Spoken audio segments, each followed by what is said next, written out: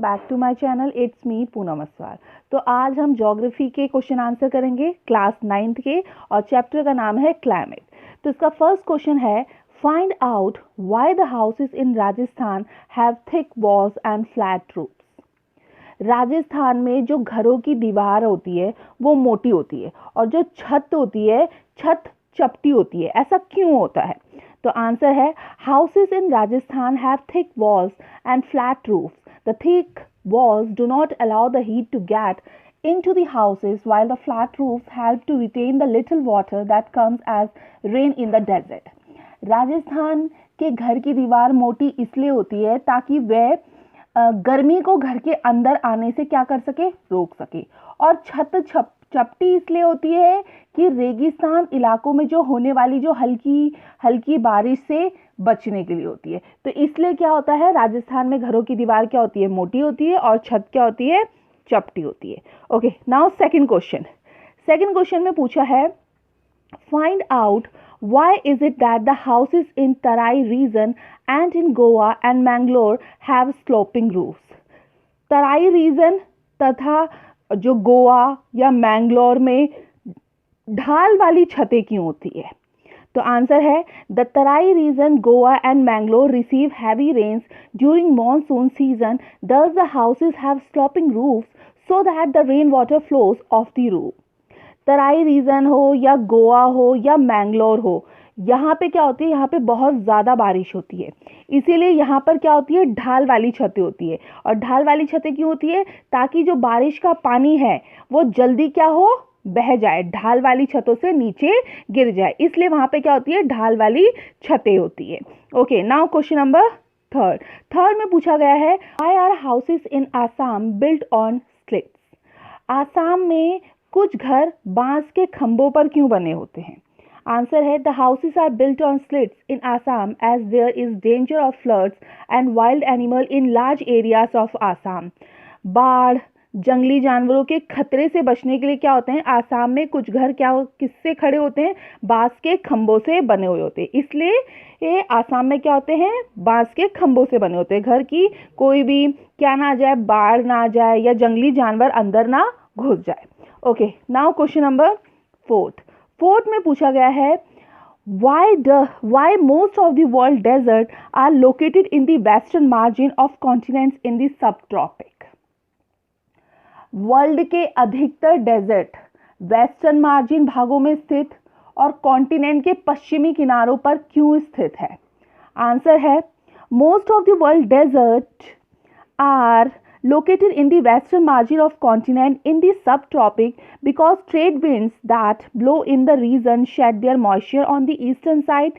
They became dry by the time they reached the western margin of the continent. Cold ocean currents also tend to stabilize the air over the coast and inhabit cloud formation.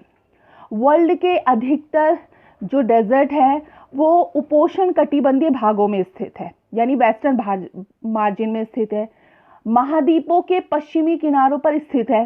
इसीलिए है क्योंकि इस क्षेत्र में चलने वाली जो wind है वो अपनी नमी को, यानी अपनी मॉइस्चर को पूर्वी भाग में ही निकाल देती है, और ये महाद्वीप के पश्चिमी किनारों तक पहुंचने से पहले ही क्या हो जाती है, सूख जाती है, और ठंडी महासागरीय जो धाराएं भी हैं वो भी हवा के तट के ऊपर स्थिर कर देती है, जिससे क्या होता है, बादल का निर्माण नहीं हो पाता। तो इसीलिए वर्ल्ड के जो अधिकतर डेजर्ट है वेस्टर्न मार्जिन भागों में स्थित है और कॉन्टिनेंट के पश्चिमी भागों पे किनारों पर स्थित है। ओके, नेक्स्ट है एक्सरसाइज, जो कि एमसीक्यू पूछा गया है। इसका फर्स्ट क्वेश्चन है, choose the right answer from the 4 alternative given below, यानी आपको 4 ऑप्शन दिए गए होंगे, उन 4 ऑप्शन में से आपका एक ऑप्शन सही होगा और आपको वो बताना है कि कौन सा आंसर सही है। तो फर्स्ट क्वेश्चन है, which of the following places receive the highest rainfall? किस स्थान में सबसे अधिक बारिश होती है? ऑप्शन है गुवाहाटी, ऑप्शन बी है मासिनराम, ऑप्शन सी है कोलकाता, या ऑप्शन डी है नन।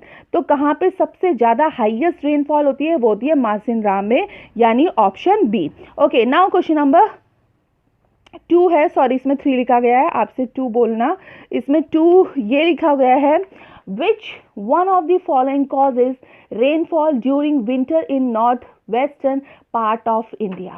भारत के नॉर्थ वेस्टर्न भाग में विंटर में होने वाली के लिए कौन जिम्मेदार है, कौन उत्तरदायी है, यानी winter.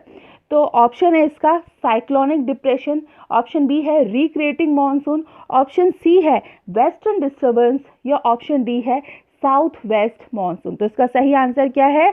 Option A. Okay, next question में पूछा गया है monsoon arrives in India. India में, भारत में मानसून कब आता है? अर्ली मई में, अर्ली जुलाई में, अर्ली जून में, या अर्ली अगस्त में? तो इसका सही आंसर क्या है? ऑप्शन सी, अर्ली जून में आता है।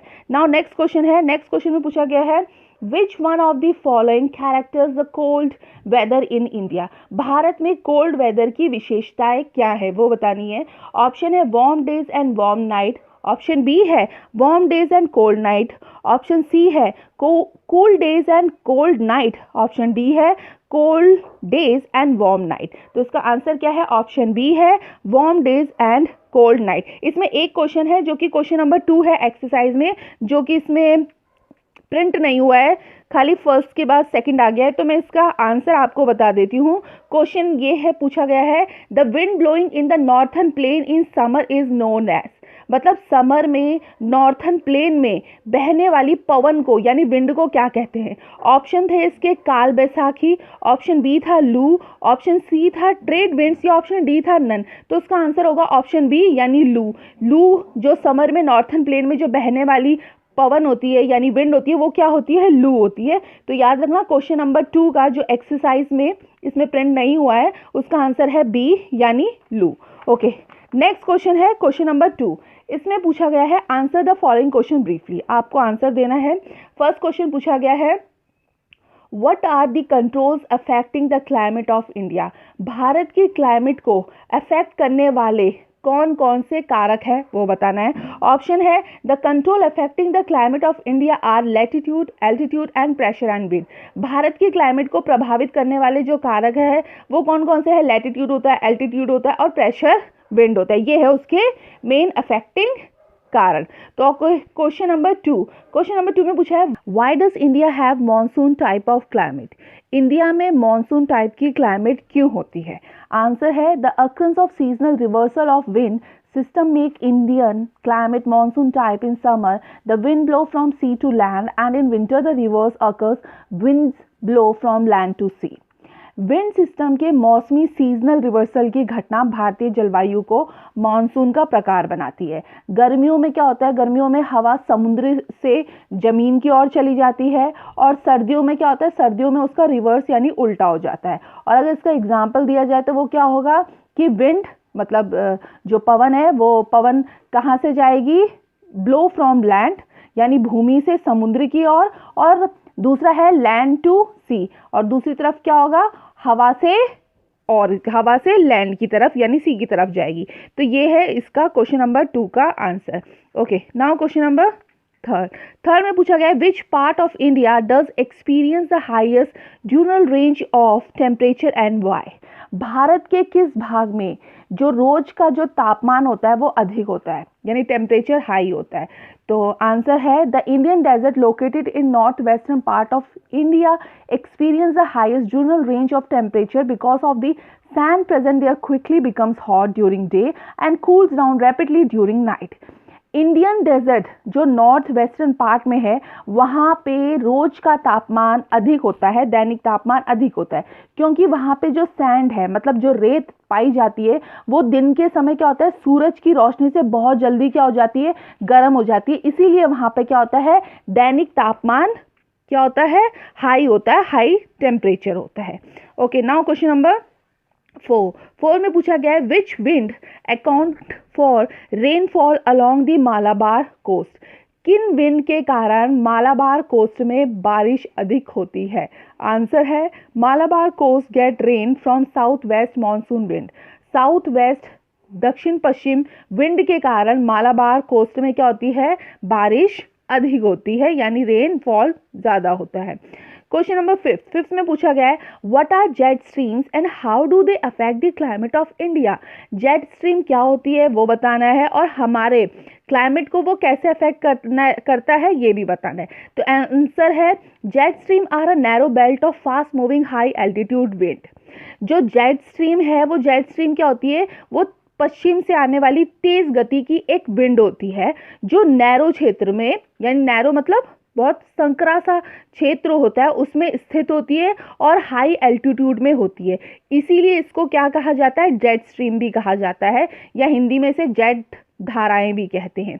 अब इसके जो मैनर है कि वो क्यों इफेक्ट होती है, फर्स्ट है सब tropical westerly stream. Over India, these jet streams blow south of Himalayas all through the year. During winters, the western cyclonic disturbance are brought into India by this jet stream. Bharat में यानी India में jet stream summer को छोड़कर पूरे साल भर हिमालय के दक्षिण में ही बहता रहता है। ये पश्चिमी प्रवाह और पश्चिमी विक्षोभ के लिए जिम्मेदार है जो देश के उत्तर और उत्तर पश्चिम भागों में भी अनुभव की जाती है। ओके, सेकेंड पार्ट क्या है इसका, सेकेंड है कि tropical easterly jet stream it blow over peninsular India, it is believe to responsible for the sudden outbreak of south west monsoon in India. और यह ब्लो भी होती है कहाँ से, पेनिनसुलर इंडिया से, और ये बिलीव भी करती है कि वो रिस्पॉन्सिबल है किस चीज़ के लिए, सडन ब्रेक के लिए। Okay, now question number six में पूछा गया है define monsoon, what do you understand by break in monsoon. Monsoon की डिफाइन देनी है और मॉनसून में ब्रेक से आप क्या समझते हो वो बताना है। आंसर है monsoon refers to the complete reversal of wind over a large area leading to a change of season. Monsoon have a wet and dry spells. The monsoon rain takes place for a few days at a time. They are interspread with rainless intervals. Such rainless intervals are called break in monsoon. Wind की जो दिशा के मौसमी परिवर्तन को क्या कहा जाता है, मॉनसून कहा जाता है। मॉनसून में ब्रेक एक परिघटना होती है जिसमें क्या होता है, मॉनसूनी वर्षा यानी बारिश एक समय में कुछ दिनों तक ही होती है जिसमें बारिश रहित इंटरवल भी होते हैं और रेनलेस इंटरवल को ही ब्रेक भी कहा जाता है। तो ये है मॉनसून में ब्रेक से हम ये समझते हैं। ओके, नेक्स्ट क्वेश्चन है क्वेश्चन नंबर सेवेंथ में पूछा गया है why is the monsoon considered a unifying bond. Monsoon को एक बॉन्ड में बांधने वाला क्यों समझा जाता है। आंसर है the monsoon is considered a unifying bond because, क्यों समझा जाता है इसके कारण है जो ऑप्शन में दिए गए हैं। फर्स्ट जो कारण वो है the Indian landscapes, its flora and fauna etc. are highly influenced by the monsoon. Flora and fauna आदि मानसून से ही प्रभावित होते हैं, इसलिए भी बॉन्ड से समझा जाता है। सेकंड है these monsoon wind bind the whole country by providing water for agriculture activities. ये मानसून विंड एग्रीकल्चर एक्टिविटीज के लिए पानी भी उपलब्ध कराकर पूरे देश को एक बॉन्ड से भी बांधती है। Third, most of the festivals in India that are related to agriculture cycle may be known by different names in different parts of country but their celebration is decided by the monsoon. Third क्या है, third ये है कि agriculture से संबंधित जो festival है वो अलग अलग राज्यों में अलग अलग नाम से जाने जाते हैं, लेकिन फेस्टिवल के सेलिब्रेशन का टाइम क्या होता है, कौन तय करता है, मानसून तय करता है। तो इसीलिए मानसून को एक बॉन्ड से बांधने वाला भी समझा जाता है। ओके, क्वेश्चन नंबर थर्ड में पूछा गया है why does the rainfall decrease from east to the west in northern India. North India में पूर्व से पश्चिम की ओर बारिश की ही मात्रा क्यों घटती जाती है। कहाँ से, पूर्व से पश्चिम की ओर यानी ईस्ट से वेस्ट की ओर बारिश की मात्रा क्यों घटती जाती है। आंसर है The Bay of Bengal branch of southwest monsoon moves toward northeast carrying more moisture and they give heavy rainfall in this region. As they move further towards west, they carry less moisture content with themselves resulting in decrease in rainfall in the west. इसका मतलब ये है south west monsoon की बे of Bengal branch अत्यधिक मात्रा में moisture लिए हुए उत्तर से पूर्व की ओर जाती है और इस क्षेत्र में भारी वर्षा होती है। जैसे जैसे वो पश्चिम की ओर आगे बढ़ती जाती है वैसे वैसे मॉइस्चर क्या होता है, घटता जाता है, जिससे क्या होता है, बारिश की मात्रा भी घटती जाती है। तो ये थे क्वेश्चन आंसर किसके चैप्टर के, क्लाइमेट के। और उसके आगे के भी क्वेश्चन है, ये क्वेश्चन 4 भी है, 5 भी है, 6 भी है। मतलब इस जो ये वीडियो है, ये वीडियो 2 पार्ट में बनेगी क्योंकि वीडियो बहुत ज़्यादा लंबी हो रही है। तो इसका जो सेकंड पार्ट है वो नेक्स्ट डे आएगा। तो तब तक मैं आशा करती हूँ आपको ये क्वेश्चन आंसर समझ आए होंगे, और अगर समझ आए होंगे तो प्लीज़ इसे लाइक करना, चैनल में न्यू हो तो चैनल को सब्सक्राइब करना। और सेकंड वीडियो भी इसकी जल्दी रिलीज होगी, पार्ट 2 वीडियो, जिसमें इसके आगे के क्वेश्चन आंसर होंगे। Thank you.